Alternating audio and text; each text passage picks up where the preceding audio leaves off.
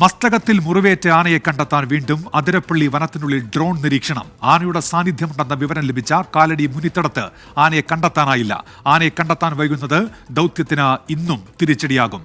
സൂരജ് സജ്ജിയുണ്ട് വിശദാംശങ്ങളുമായി. ഇപ്പോൾ സൂരജ്, ഏതൊക്കെ മേഖലകൾ കേന്ദ്രീകരിച്ചാണ് ഇപ്പോൾ ആനയ്ക്ക് വേണ്ടിയുള്ള തിരച്ചിൽ?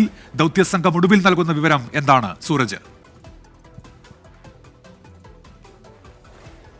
ഉന്മേഷ്, ഇന്നും ദൗത്യം ഒരു വിജയത്തിലേക്ക് എത്തില്ല എന്നുള്ളത് തന്നെയാണ് ഒടുവിൽ നമുക്ക് ലഭിക്കുന്ന വിവരം. നിലവിൽ ഈ ആനയ്ക്ക് വേണ്ടിയുള്ള പരിശോധനകൾ നടക്കുന്നത് ഈ മുനിത്തടം കേന്ദ്രീകരിച്ചുകൊണ്ടുള്ള വനമേഖലയിലാണ്. ഡ്രോൺ അടക്കം എത്തിച്ച് നിരീക്ഷണം നടത്തിയെങ്കിലും ഇതുവരെയും ആനയെ കണ്ടെത്താൻ സാധിച്ചിട്ടില്ല. അത് തന്നെയാണ് ഇന്നും ദൗത്യം മുന്നോട്ട് കൊണ്ടുപോകാൻ കഴിയാത്ത സ്ഥിതിയിലേക്ക് കാര്യങ്ങൾ എത്തിച്ചിരിക്കുന്നത്. ഉച്ചയ്ക്ക് മുമ്പ് ആനയെ കിട്ടിയാൽ മാത്രമാണ് ഈ മയക്കുവെടി വെച്ച് ചികിത്സ നടപ്പാക്കാൻ പറ്റുകയുള്ളൂ. പക്ഷേ ഇത് വൈകും തോറും അത് ഈ ദൗത്യം തന്നെ മുന്നോട്ട് കൊണ്ടുപോകാൻ കഴിയാത്ത സാഹചര്യത്തിലേക്ക് കാര്യങ്ങൾ പോകുന്നു എന്നുള്ളതാണ് വനം വകുപ്പ് ഇതുമായി ബന്ധപ്പെട്ടുകൊണ്ട് വിശദീകരിക്കുന്നത്.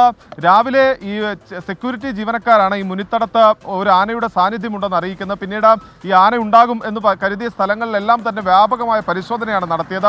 അത് 20 അംഗ സംഘമായിരുന്നു ഇന്നലെ ഈ ദൗത്യത്തിൽ ഉണ്ടായിരുന്നതെങ്കിൽ അത് 50 അംഗ സംഘമായി ഉയർത്തുകയും ചെയ്തു. അതിന്റെ അടിസ്ഥാനത്തിലാണ് ഇന്ന് വിപുലമായ പരിശോധനകളും മറ്റും ആനയ്ക്കായി നടത്തിയത്. പക്ഷേ നിലവിൽ നമ്മളിപ്പോൾ നിൽക്കുന്ന ഈ പ്ലാന്റേഷൻ മേഖലയിൽ അടക്കം വനംവകുപ്പിന്റെ സംഘം പല സംഘങ്ങളായി തിരിഞ്ഞ വനംവകുപ്പിന്റെ ഉദ്യോഗസ്ഥർ തെരച്ചിൽ നടത്തിയെങ്കിലും ഇതുവരെയും ആനയെ കണ്ടെത്താൻ സാധിച്ചിട്ടില്ല. ആന ഇന്നലെയാണ് പടക്കം പൊട്ടിച്ചതോടുകൂടി പരിഭ്രാന്തിപ്പെട്ട് ഉൾവനത്തിലേക്ക് പോയത്. എന്തായാലും ആനയ്ക്കായുള്ള തിരച്ചിൽ ഊർജിതമാക്കുന്നു. പക്ഷേ ദൗത്യം മുന്നോട്ട് കൊണ്ടുപോകാൻ കഴിയാത്ത വെല്ലുവിളി രൂപപ്പെട്ടിരിക്കുന്ന ഒരു സാഹചര്യം കൂടിയാണുള്ളത്. ഉന്മേഷ്, സൂരജ് സജ്ജിയാണ് വിവരങ്ങൾ നൽകിയത്. ആനയ്ക്ക് വേണ്ടിയുള്ള തിരച്ചിൽ ഇപ്പോഴും അവിടെ തുടരുകയാണ്.